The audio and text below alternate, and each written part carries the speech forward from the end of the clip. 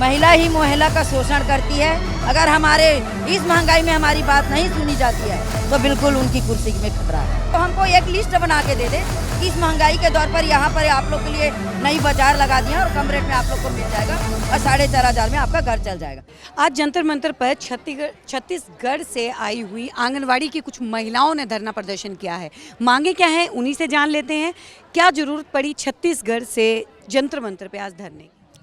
आज हमें ज़रूरत इसलिए पड़ी है कि हम एक सेंट्रल कर्मचारी हैं, केंद्र के कर्मचारी हैं और केंद्र सरकार आज की इस महंगाई के दौर पर हमको 4,500 दे रही है और 2,250 रुपया हमारी हेल्पर को दे रही है। तो मैं पूछना चाहती हूँ सरकार से, हमारी महिला बाल विकास मंत्री स्मृति ईरानी से कि 4,500 में उनका तो खाली चाय का खर्चा होगा, तो वो हमारा घर चलाने के लिए इस तरह का मानदेय कैसे दे रही हैं? और दे रही हैं तो हमको एक लिस्ट बना के दे दे कि इस महंगाई के दौर पर यहाँ पर आप लोग के लिए नई बाजार लगा दिया और कम रेट में आप लोग को मिल जाएगा और 4,500 में आपका घर चल जाएगा।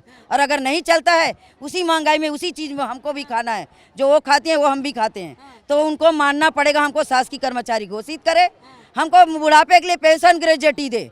और हम एक और हिदायत देना चाहते हैं केंद्र सरकार को कि हम 43 दिन छत्तीसगढ़ में वहाँ के राज्य सरकार का हड़ताल करके हम 5,500 उनसे अभी लिए हैं और वहाँ से हड़ताल बंद करने के बाद अब हम केंद्र सरकार के लिए तैयार होकर आए।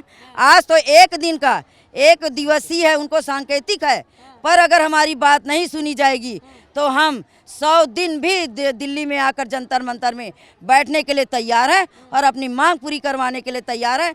और हमको अगर शासकीय कर्मचारी घोषित अब बुढ़ापे के लिए पेंशन ग्रेजुएटी नहीं देती है, हमारी मिनी आंगनबाड़ी को आंगनबाड़ी पूर्ण आंगनबाड़ी में नहीं मानती है, सहायिका बहनों को कम से कम अगर हमको 10 दे रहे हैं तो उनको 8 दे, हमको 15 दे रहे हैं तो उन लोगों को कम से कम 13 दे। इतना डिफरेंस नहीं होना चाहिए क्योंकि महंगाई सबके लिए है।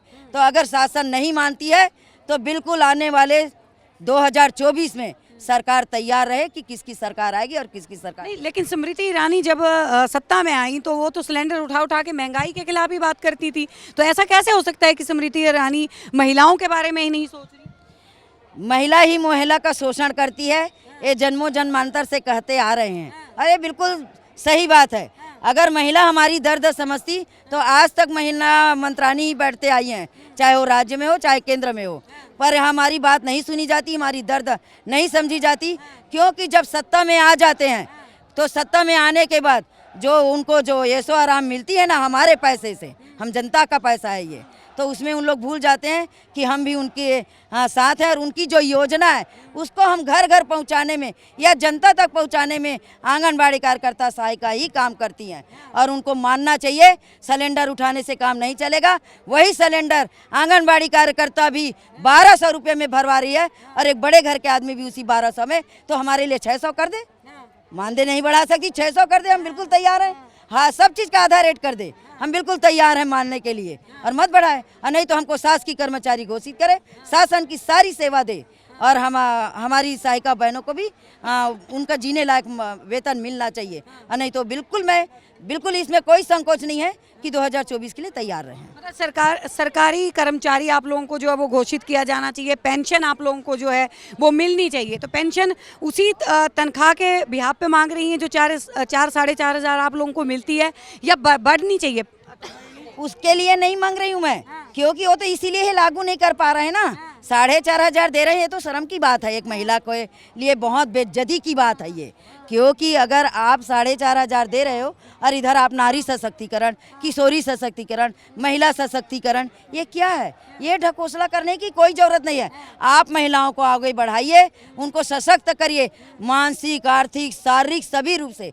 आर्थिक रूप से अगर आप हमको कर देंगे ना तो हम अपने आप ऐसे ही सशक्त हो जाएंगे, उसमें आपको सशक्तिकरण बनाने की ज़रूरत नहीं है।